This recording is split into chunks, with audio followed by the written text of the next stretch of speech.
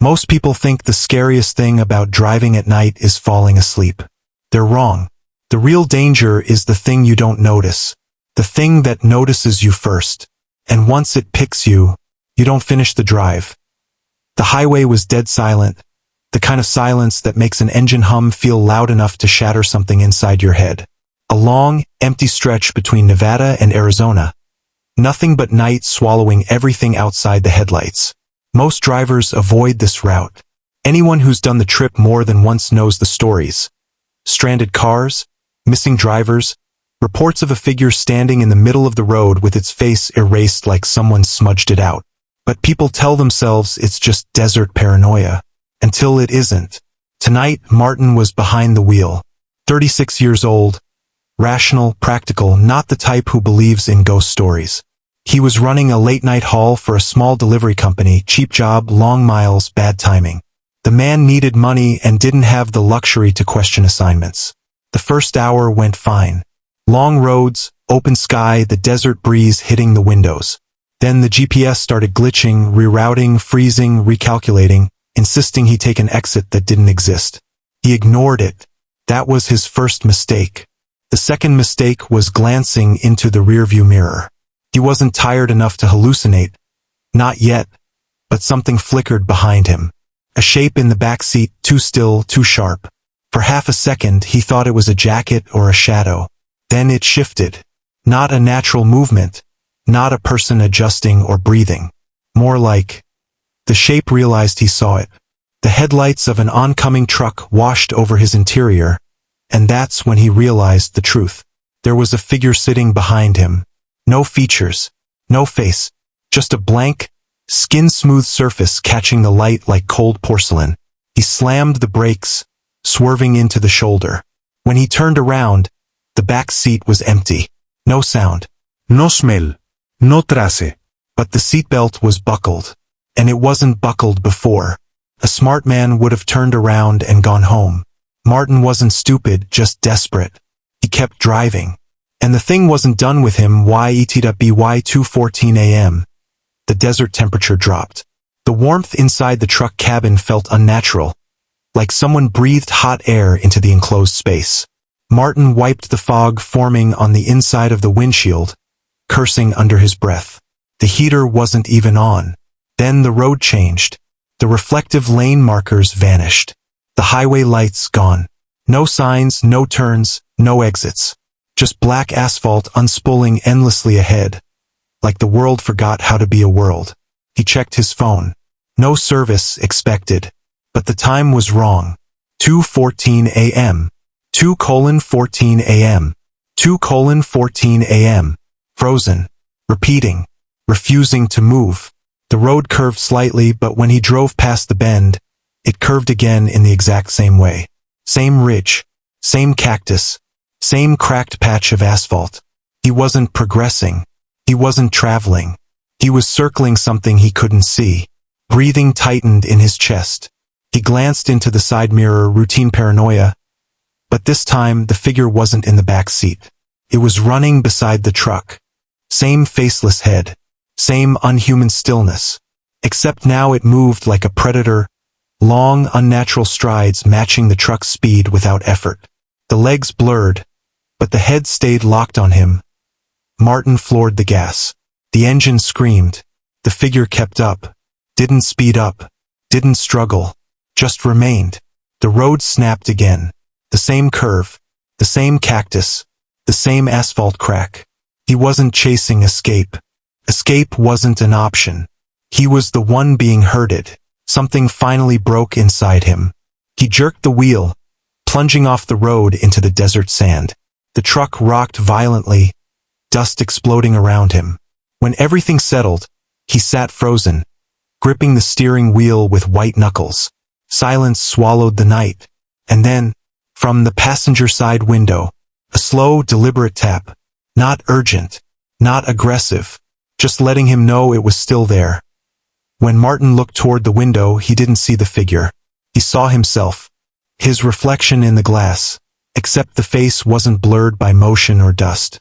It was blank, smooth, empty, the same faceless shape stalking him all night. except now it had his body. The reflection tilted its head. He didn't. It watched him with a face that didn't exist.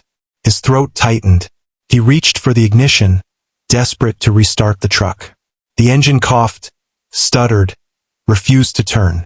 The headlights flickered lower, dying. Darkness swallowed the desert. Then the passenger door unlocked by itself. A soft click. A slow creak. The door opened not outward, but inward, like the darkness bent the hinge in the wrong direction. The faceless thing stepped inside. No footsteps. No breathing. Just presence. It didn't grab him. Didn't attack him. Didn't even move its hands. It leaned close, inches from his face, like it was studying something it couldn't understand. Then Martin felt it. Not physically, but inside his skull. A pressure, like fingers pressing into his mind, searching, peeling, copying. It wasn't hunting him. It was replacing him. His vision blurred. His jaw locked. His skin felt tight, stretched, losing shape. The last thing he saw before everything went white was the figure's blank skin rippling, forming cheekbones, eyebrows, a mouth. His mouth. The thing had a face now. His face. And Martin, whatever was left of him, was trapped inside the faceless void it left behind. By sunrise, a truck rolled back onto the empty highway. The driver looked exactly like Martin, drove exactly like him, moved exactly like him, but his eyes stayed forward, never blinked, never looked in the mirrors, because the thing wearing his skin didn't need mirrors. It already knew nothing was behind it anymore. Only ahead. Only the next driver. Only the next face. By the time the sun fully rose, the truck was already halfway across the Arizona line. The man inside, the thing wearing Martin's face, didn't so much as shift in his seat. Every muscle sat perfectly still, too still, like a mannequin wired into the steering wheel. Anyone who passed him on the road wouldn't have noticed the difference. Humans are blind to details they don't want to see. At 9:46 a.m., the truck pulled into a small gas station. A lonely, isolated stop with a failing neon sign and a single old security camera that only recorded in black and white. The kind of place nobody remembers unless they have to. The bell above the door of the convenience store jingled when the driver walked in.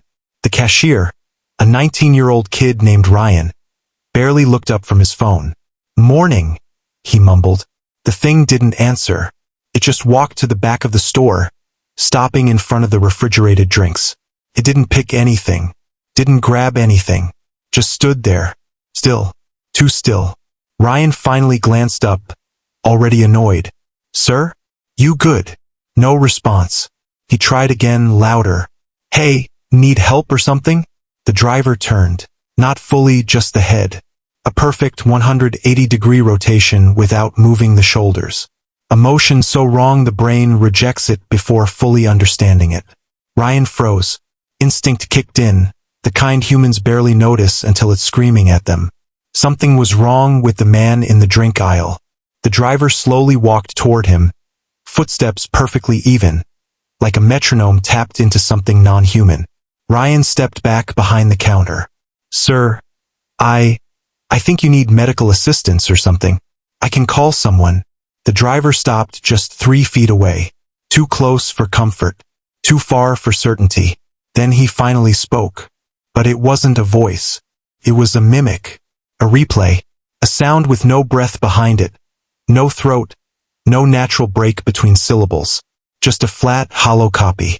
"Where is the restroom?" Ryan pointed shakily down a hallway. "Back there." The driver didn't move immediately.